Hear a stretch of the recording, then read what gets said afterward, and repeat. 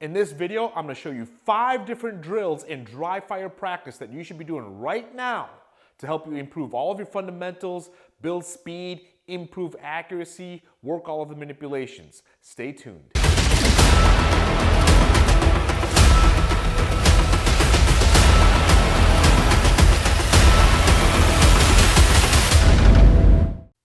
All right, guys, so before we get started, please do me a favor. Like, share, subscribe, turn on the notifications bell, and get down in the comments section and let me know what you guys think about this video. And also let me know if you're working on dry fire, and if so, what aspect of dry fire training are you working on? Maybe I'll get a chance to go through the comments, get some conversation going between you and I, and then maybe put together another video to help you expand on whatever it is that you're working on. All right, for the new people who are brand spanking new to dry fire training, or maybe have never even done it, let's go through some foundational stuff real quick. Number one, what is dry fire training? Dry fire training simply means that you're operating and manipulating the firearm or its associated gear without any ammunition. So you never spend one round of brass, and that allows you to do this at home, at work, in your basement, in your garage, and never spend not one penny on ammunition. And that's important these days because price for ammo is going up and the stock for ammo is going down. So dry fire training is the way to go. If you've ever talked to anybody who's a high-end shooter, like a special operations guy or a specialized law enforcement or a competitive shooter, they'll all tell you the same exact thing. 80% of your training should be in dry fire. You should reinforce that training in the 20% live fire. They say that because dry fire brings together all of the fundamentals. You can really challenge yourself. You can go from brand spanking new beginner stuff to really high-end, advanced, high-speed, low-drag stuff in dry fire, and then go add the recoil mitigation component in live fire later on, okay? So I want to take a second and dispel a couple myths when it comes to dry fire training. First myth is this: don't dry fire with your pistol, it can cause damage. That is a bunch of BS. That's true if you have a rimfire cartridge, right? Meaning like a 22. And that's because the firing pin will extend out and potentially can make contact with the breech face that can, again, potentially cause damage to the firing pin. Now, it doesn't really happen that often in modern pistols, but if you have a 22, you might want to use a snap cap to help keep that separation so the firing pin doesn't touch the breech face. Every other caliber, like a 9mm, 38, 380, 40, 45, this is a center fire cartridge. You do not need to worry about any of that problem happening because the firing pin doesn't touch the breech face, okay? That's all there is to it. And if you don't believe me, open up your manual when it comes to your firearm. There'll be a paragraph on dry fire, and I promise you every single one of them will say dry fire is perfectly fine.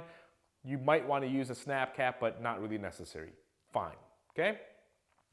Myth number 2 is that you need fancy equipment. Now, I have tons of stuff to dry fire with. I have a whole entire simulator.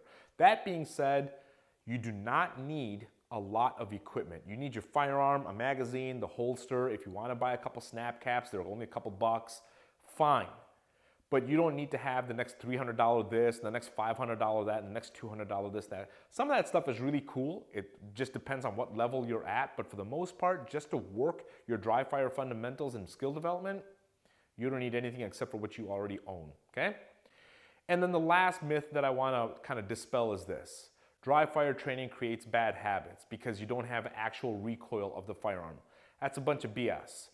If you think about a shooting sequence, right, meaning draw the firearm, extend out, get a good base posture, get a good stance, get a good sight alignment, get a good trigger press, all that stuff happens, and then for a fraction of a moment, you have recoil, right, when you press the trigger. What about all the other things that just happened before you press the trigger? Right? Before the recoil cycling happens.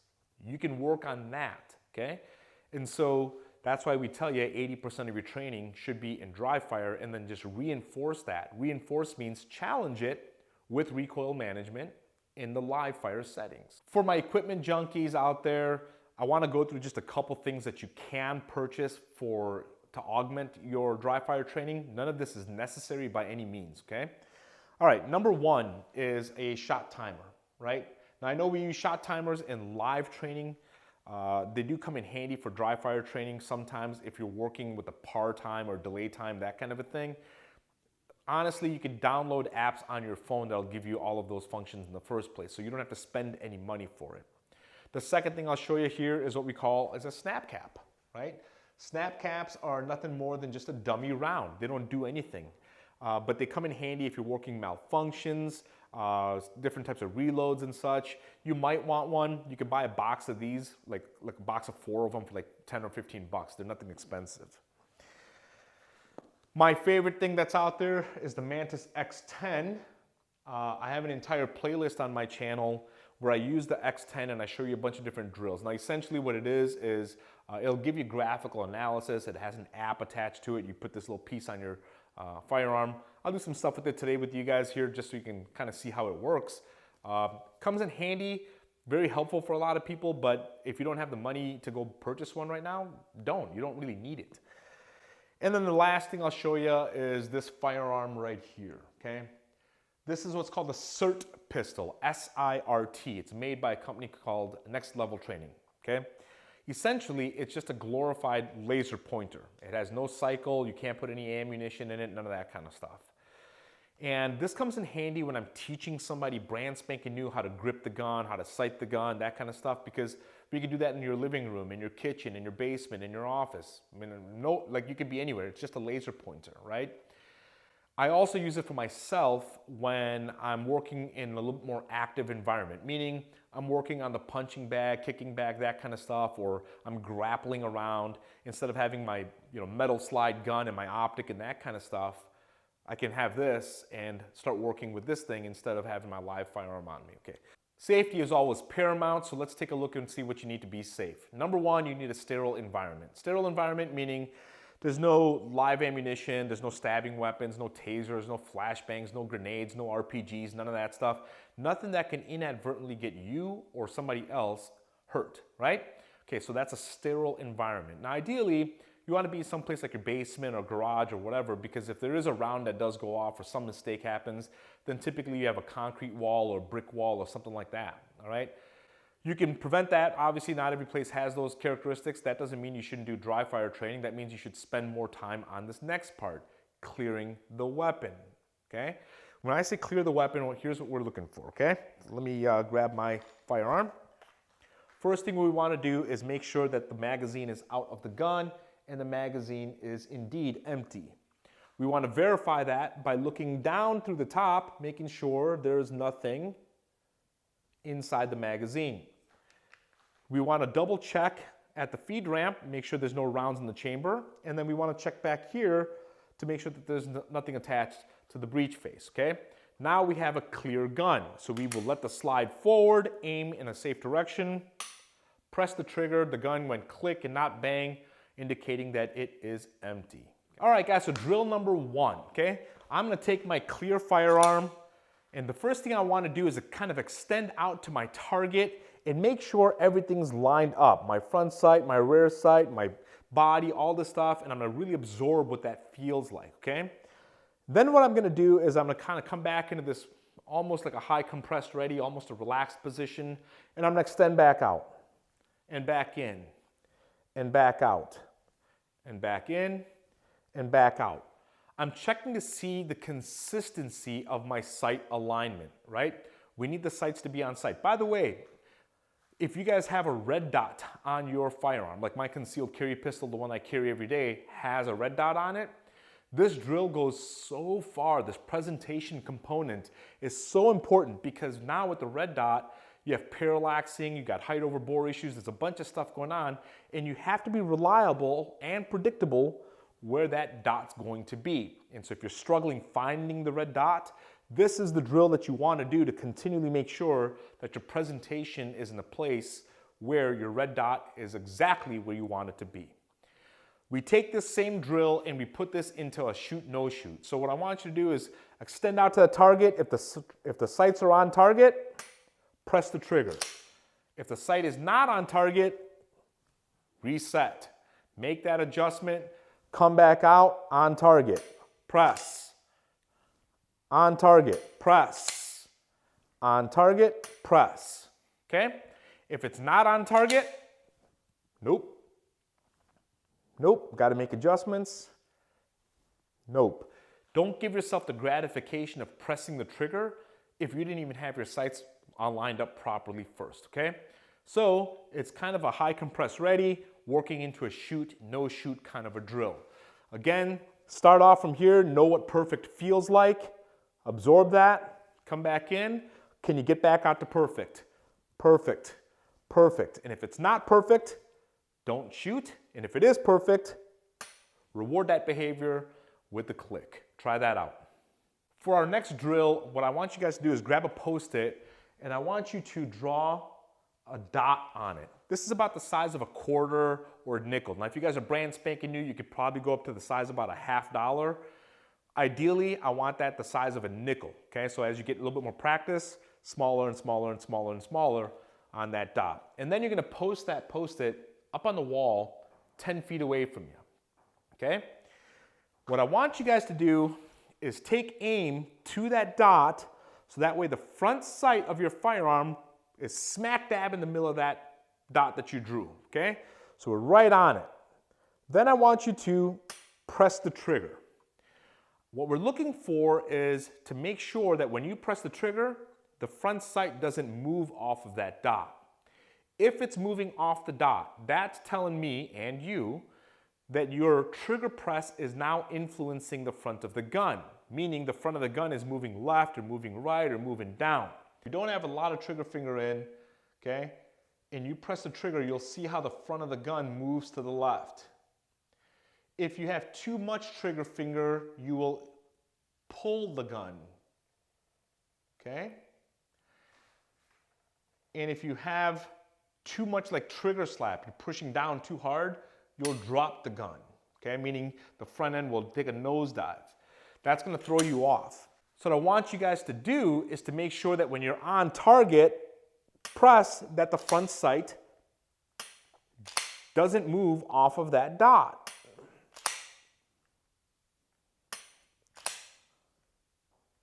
Okay? All right, now what I want you guys to do is combine drill number 1 and drill number 2, meaning we're gonna start in this low ready position or high compressed or whatever you guys' comfort is. Have that dot on there, come on out, press. Extend out, press. Extend out, get on that dot, press. Extend out, get on that dot, press. Okay, so now you're working this entire sequence of presenting the gun, getting a good sight package, getting a clean trigger press, and making sure that you're not pushing the gun left or right, okay? Try that out.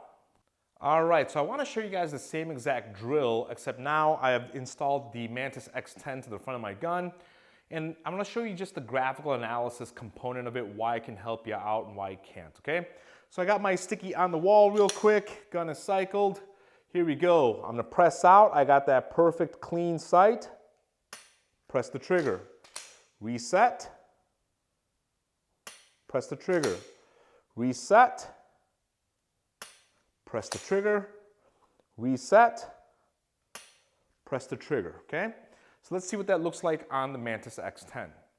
So back to the Mantis X10, you can see this is on the open training. It'll give you kind of a target this way. It'll give you kind of a score in the middle.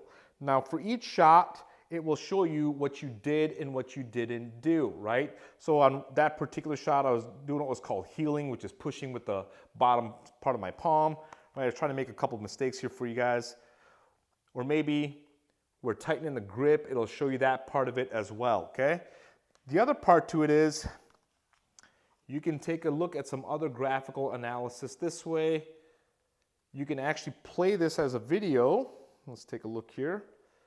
And it will show you what the front of the gun actually did in the milliseconds prior to you pressing the trigger, okay? All right. So that's helpful information, right? Because not only do you get a score behind this thing, it'll kind of give you something to kind of work on, but you have some analysis here. It'll kind of give you a little bit of a, hey, I think you're pushing down on the trigger too far, or you're doing something weird with the grip. Or you can watch the graphical analysis in slow motion and kind of say, hey, the front end of the gun's doing this. I got to make that particular adjustment, right? So that'll come in handy, but that's in the details. Again, if you're brand spanking new to this, I wouldn't worry too much about that. If you're just trying to really hone in, that might be a great tool for you guys to have. All right, now we are on drill number 3. And you guys might have heard single-handed shooting, right? Meaning strong side or support hand only. So we're gonna do a quick drill. We're gonna be kind of teeter-tottering between the two, okay? So we're gonna start off, get the gun staged up, obviously make sure it's clear, give it a quick cycle to make sure that the trigger is staged. We're gonna go ahead and get back on that same dot that you guys were just using. Hold. Now, I have a perfect position. I'm gonna take my support hand off and I'm gonna be extended with my right hand only. I'm gonna press the trigger. Did the front sight move off of that dot or not? So it's kind of the same thing that what you just did, except now you're doing it single hand, okay? All right. Then you can go back to 0, extend back out. You can extend that right hand. You see how I kind of release the back strap of the gun and lower my thumb? I exchange hands, I exchange sides, I press the trigger again. Did the dot move off the dot or not? Meaning, did the front sight move off of the dot or not? And so you want to make sure that this is consistent. I reset, I extend out, right hand only, press, recycle, extend out, right hand first, relieve the grip, exchange, exchange sides, press. Reset the gun, extend out, right hand only, press. Reset the gun, extend out, right hand only, exchange, press, okay? And so we're working right side and left side, okay? Now again, don't look at this as a fighting drill. Hey, I would never relieve the grip that way. Yeah, I get it, okay? It's a drill helping you understand not only how to switch hands, more importantly, how to focus one side into the other side, right side to left side back to right side, and getting a clean trigger press without having both hands turning into a vice grip around the gun. Try that out. For the next drill, we're gonna work the holster draw to the first shot, okay? Something that's really important about this particular drill. Number one, I'm in basically what I wear every day. I wear hoodies and t-shirts and jeans pretty much 85 to 90% of the time, okay? So how I am setting right now is pretty much how I am in every single day life. I want you to train for your lifestyle, meaning this. I get it, all the high-speed, low-drag tactical classes that you could take is pretty cool, but you know what? I don't go in the really real world in a plate carrier, a chest rig, my duty belt, a thigh rig with a big holster on it, a helmet that makes it look like I just got shot out of a cannon, and I'm working in a 6-man team. That's awesome stuff to learn. It's a lot of fun. Trust me, I'm a junkie when it comes to that stuff too. But my lifestyle isn't G.I. Joe or tactical that way. I'm an average everyday civilian. What I wear is what I wear, okay? Now I got friends of mine who like to wear blazers a lot.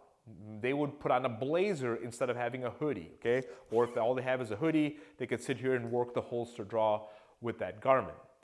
So I want you to really be in what you typically would be. By the way, don't leave the house until you go through this drill 15 to 20 times every day, so that way your brain's tuned into exactly what you're wearing that day, all right? Okay, so here's the deal. What I want you to do is work holster draw from couple different hand positions. Number one is the surrender position, right? Hands up. Here, you're gonna still have to work, come off the garment, extend out, get your sights on, press the trigger. That's position one. Position two is what I call wallflower, right? Like you're standing around like a wallflower. So it's kind of like hands crossed this way. And if you guys ever catch me at a gas station or standing in line somewhere, typically this is how I stand. Why? Because it really looks inconspicuous, but I'm already staging my hoodie or my t-shirt to be able to pull and draw and press, okay? And then the third position is just a neutral, relaxed position. Hands down, I'm not surrendering, I'm not standing around being a wallflower. Maybe I'm just hanging out, talking to somebody or checking something out, whatever. And then being able to go from here and draw the pistol and make that first shot, okay? So we have these three different positions and I want you to continue to work. Now, this is a great place where a timer comes in handy. So does the Mantis X10. Let me show you how this works on the timer first. For you beginners, I want you to set a par time for 2 seconds, and I'm gonna set a random delay time. So that way when I press start, I actually have a second. Okay, so that is set. I set this for 2 seconds, which is like lunch, okay? Definitely not a good standard, but a good place to start and get warmed up. But you could start in any of those positions. Out, press, right? And you see the 2 second par time beeped. I obviously beat that. I'll do that for you one more time.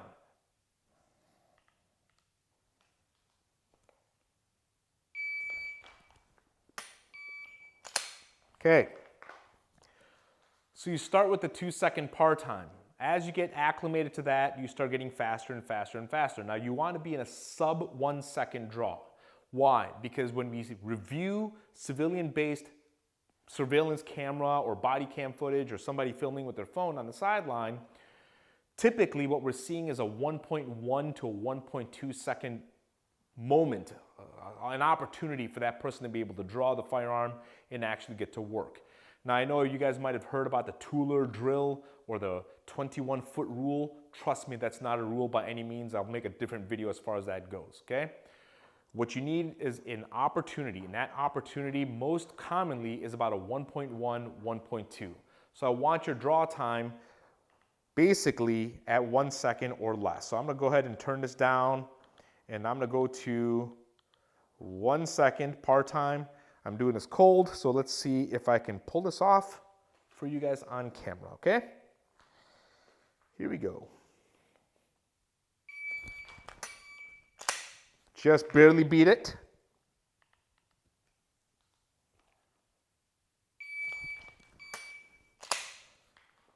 Kind of tied with it.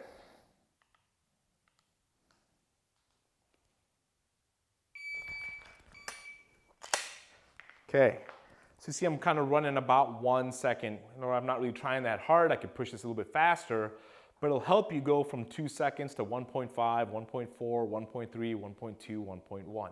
Let me reset the setup real quick, and I want to show you what this looks like on the Mantis. Stand by. All right, guys, so I got my gun set up with the Mantis, okay? Now, for the holster draw, I actually have a little Picatinny rail stick-on type of thing on the bottom base plate of my magazine, and I could put it on here. You can also put this onto the gun itself. Let me show you what that looks like. It'll fit as such right here on the bottom, okay?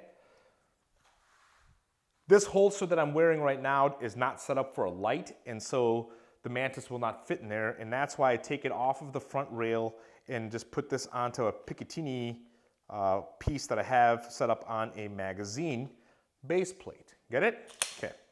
So we're gonna do the same thing. We're gonna do a holster draw, except now the buzzer is gonna come off of the Mantis, okay? I'm gonna show you, let's do 3 of these, and I'd like to show you what that looks like real fast. Okay, so let's go here.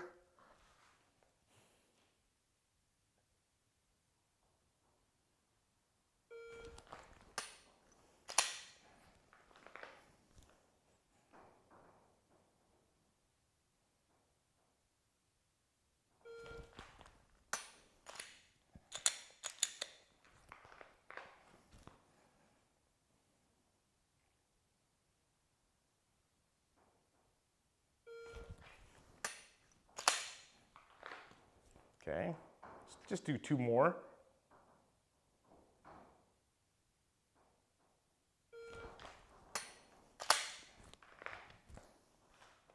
And last one.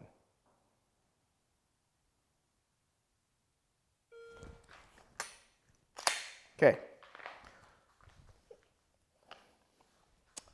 The beauty of the Mantis is this.